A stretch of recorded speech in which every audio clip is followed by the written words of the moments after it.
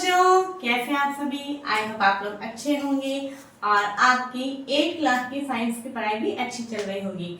जैसा कि बच्चों आप सभी को पता है कि शुचिता साइंस पॉइंट आपके लिए साइंस सब्जेक्ट के अंदर क्लासेस 6, 7, 8 की वीडियोस लेकर आता है और आपके 8 क्लास के अंदर हमने 2 चैप्टर कंप्लीट कर लिए हैं। आज हमारा थर्ड चैप्टर स्टार्ट होने जा रहा है। ओके, और थर्ड चैप्टर का हमारा क्या नाम है? Coil and petroleum. बिल्कुल अलग हटके चैप्टर है और बहुत छोटा सा चैप्टर है, बहुत ज्यादा कुछ भी इतना बड़ा नहीं है इसके अंदर। तो ये छोटा सा चैप्टर लेकिन इम्पोर्टेंट है, हमें पता होना चाहिए कि क्या होता है कॉइल, क्या होता है हमारा पेट्रोलियम, ये सारी चीजों के बारे में आपको नॉलेज होना जरूरी है। तो इसी के साथ बिना टाइम वेस्ट करें हम आज का अपना वीडियो स्टार्ट करते हैं कॉइल एंड पेट्रोलियम के साथ। ओके, आज हमारा इंट्रोडक्शन वीडियो रहेगा और फिर उसके बाद आने वाली नेक्स्ट वीडियोस के अंदर हम कॉइल एंड पेट्रोलियम के बारे में डिटेल के अंदर देखेंगे। ओके बच्चों, ठीक है। तो देखिए, सबसे पहले हमारा टॉपिक है natural resources. Okay, natural resources को हिंदी में क्या बोलते हैं? प्राकृतिक संसाधन। ओके, तो मतलब नेचुरल का मतलब क्या होता है? जो हमें नेचर से मिलते हैं, यानी वो साधन जो हमें प्रकृति से मिलते हैं उन्हें अपन क्या बोलते हैं? Natural resources. आइए हम इसकी डेफिनेशन देख लेते हैं। आपके बुक में पूरी तरीके से नहीं लिखी थी, इसलिए मैंने यहाँ पे नेचुरल रिसोर्सेज की डेफिनेशन आपको लिखवा रही हूँ। आप भी अपनी कॉपी के अंदर नोट डाउन कर लीजिए, ठीक है। These are materials from the earth that humans can use to support life and meet their needs। यानी वो मटेरियल जो कि हमें अर्थ से मिलते हैं, यानी हमें प्रकृति से मिलते हैं, पृथ्वी से मिलते हैं और जिनको जो है ह्यूमंस यानी जो मानव है वो यूज में ले सके और उनकी आवश्यकताओं को पूरा किया जा सके। तो ऐसे रिसोर्सेज को हम क्या बोलते हैं? नेचुरल रिसोर्सेज बोलते हैं, ठीक है। अब ये जो नेचुरल रिसोर्सेज हैं वो 2 टाइप्स के हैं। आप अगर इसी तरीके से कॉपी में लिखेंगे स्टेप बाय स्टेप जैसे मैंने लिखा है तो आपके आराम से नोट्स तैयार हो जाएंगे, ठीक है। तो ये जो नेचुरल रिसोर्सेज है वो 2 टाइप्स के हैं, inexhaustible natural resources and exhaustible natural resources, ठीक है। 2 टाइप्स के होते हैं। अब ये क्या होते हैं? These resources are present in unlimited quantity। ये रिसोर्सेज जो है वो अनलिमिटेड क्वांटिटी में प्रेजेंट है, यानी इसकी कोई क्वांटिटी है ही नहीं, कितनी भी आप इसको यूज में ले सकते हो। And are not likely to be exhausted by human activities, और ये मानव की, मनुष्य की एक्टिविटीज के द्वारा ये जो है खत्म नहीं हो सकते हैं। फॉर एग्जाम्पल सनलाइट और एयर। सनलाइट यानी सूर्य का प्रकाश एंड एयर मीन्स वायु। अब आप देखिए, सूर्य का प्रकाश कभी खत्म होगा? नहीं होगा।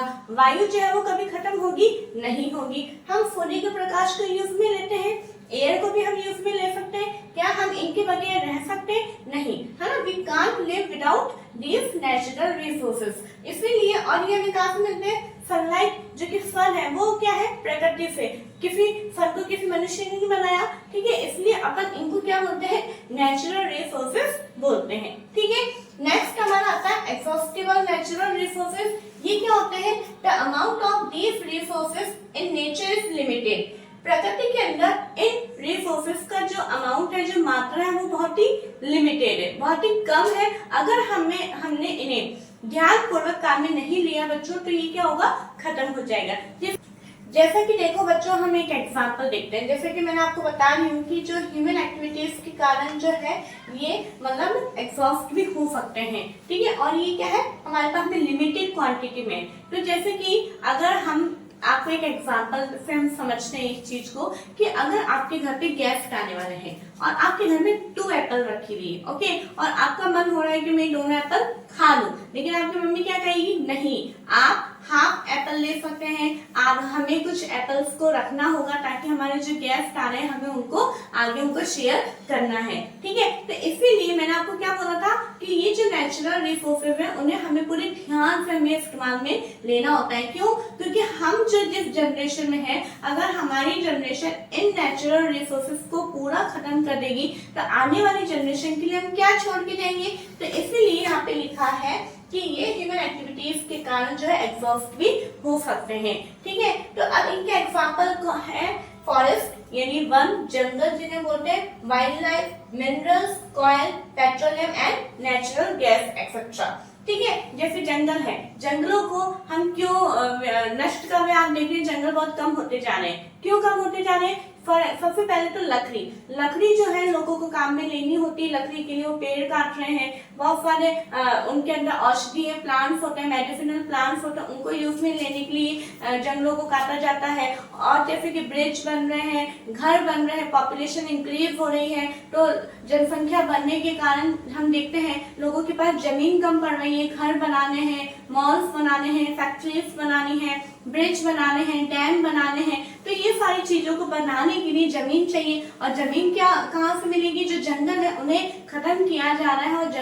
जंगल की बजाय जो है इन चीजों को कंस्ट्रक्ट किया जा रहा है। ठीक है, अब जैसे वाइल्ड लाइफ यानी जो वन्य जीव हैं वो कैसे खत्म होंगे? क्योंकि हम देखते हैं जो जंगली जीव हैं वो कहाँ पे रहते हैं? जंगलों में। अपन देखते हैं आजकल बंदर जो है बहुत ज्यादा उनका अटैक हो रहा है, बंदर बहुत ज्यादा हमें देखने को मिल रहे हैं। क्यों मिल रहे हैं? क्योंकि जंगल जो है वो खत्म हो रहे हैं और जो बंदर वगैरह हैं वो कहाँ पे, मंकीज कहाँ रहते थे? जंगलों में रहते थे। क्योंकि अब जंगल हमने ही खत्म कर रहे हैं तो बंदर जो है, जो एनिमल्स हैं वो बेचारे कहाँ आएंगे? उनका जो हैबिटेट है वो तो हमने खत्म कर रहे हैं, तो क्या होंगे? वो शहर की तरफ माइग्रेट करेंगे और जिसके कारण हम शहर में जो लोग रहते हैं उनको भी नुकसान है।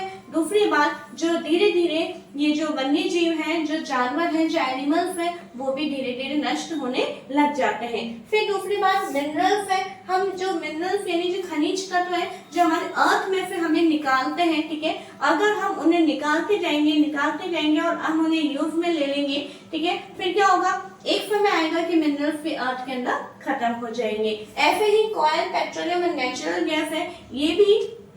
अब आप ये सोचोगे अर्थ में कैसे बनते हैं, तो आगे हम इसी चैप्टर में पढ़ेंगे कि कैसे कॉयल का फॉर्मेशन होता है, कैसे पेट्रोलियम का फॉर्मेशन होता है। लेकिन अभी हमें बस इतना ही बात को समझना है कि अगर जैसे कि इनको बनने में मिलियन ईयर लग जाते हैं, लाखों साल लग जाते हैं कुछ अमाउंट में इनको बनने में, अगर हम इन्हें खत्म कर देंगे तो फिर हम आने वाली जनरेशन के लिए कैसे बचा पाएंगे?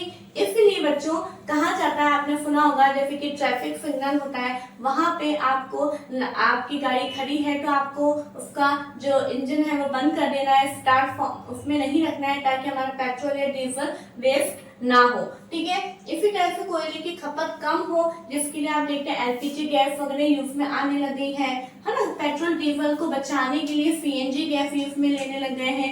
तो इस तरीके से बहुत सारे हमारे जो ये एक्सॉस्टेबल नेचुरल रिसोर्सेज हैं, इनको बचाए रखने के लिए, ताकि हम आने वाली जनरेशन को भी हम इन्हें प्रोवाइड कर सकें, इसके लिए बहुत सारे सब्स्टिट्यूट काम में लेने लग गए हैं। ठीक है, आई होप आपको ये नेचुरल रिसोर्सेज और उनकी टाइप्स जो है समझ में आ गए होंगे।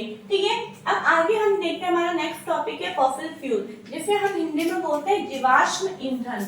ये आप जरूर से लिखिए इसका मीनिंग, जीवाश्म ईंधन। ओके, अब ये क्या होता है वो देखेंगे।